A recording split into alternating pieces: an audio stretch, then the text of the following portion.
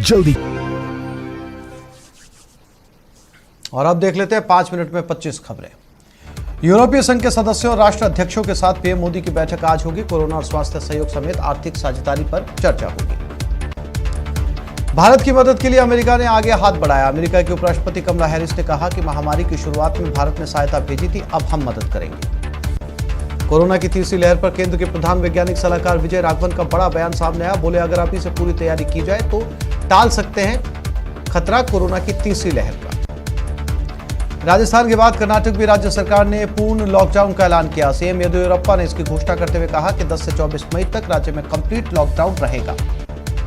कांग्रेस अध्यक्ष सोनिया गांधी ने मोदी सरकार पर कोरोना वायरस महामारी को लेकर अपनी जिम्मेदारियों से पीछे हटने का आरोप लगाया। इस दौरान उन्होंने कहा कि मौजूदा हालात पर चर्चा के लिए तत्काल एक सर्वदलीय बैठक बुलाई जानी चाहिए।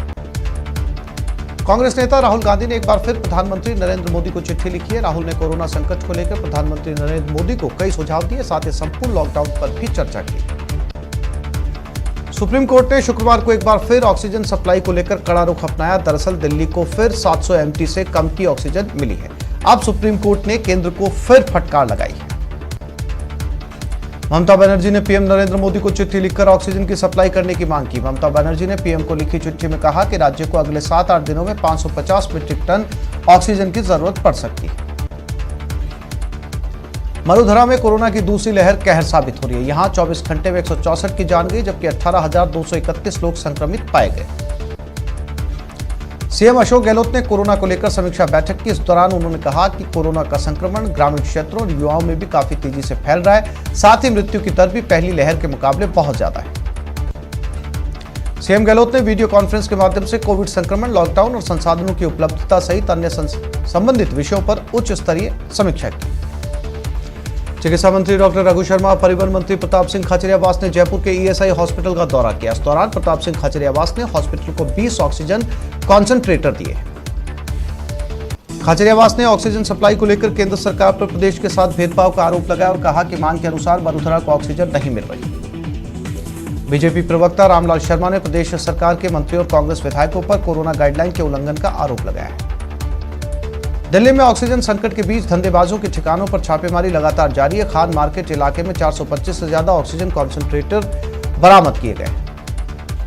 जयपुर पुलिस ने रेमडेसिविर की कालाबाजारी का भंडाफोड़ किया और डॉक्टर के साथ 2 एजेंटों को गिरफ्तार किया। यह कार्रवाई विद्याधर नगर इलाके में की गई। पुलिस ने 2 रेमडेसिविर इंजेक्शन भी बरामद किए।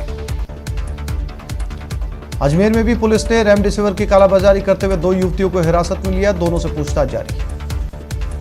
सवाई माधोपुर जिले में आज वीकेंड कर्फ्यू के चलते बाजार में सन्नाटा छाया रहा। सवाई माधोपुर जिला मुख्यालय के अलावा जिले की सभी तहसीलों के बाजार पूरी तरह से बंद है। झुंझुनू के उदयपुर वाटी में एक बेकाबू ट्रॉला दीवार तोड़ते हुए घर में जा घुसा। उदयपुर वाटी के जमात इलाके में यह हादसा हुआ। ट्रॉले ने ऊपर से गुजर रही 11,000 की बिजली लाइन भी तोड़ डाली। गनीमत रही कि इस हादसे में किसी की जान नहीं गई। टोंक में सड़क हादसे में 65 साल के बुजुर्ग और 7 साल की मासूम की मौत हो गई। यह हादसा देवली उपखंड के केसरोली मोड़ के पास हुआ, जब एक पिकअप वैन बेकाबू होकर पलट गई। हादसे में 5 लोग घायल हुए।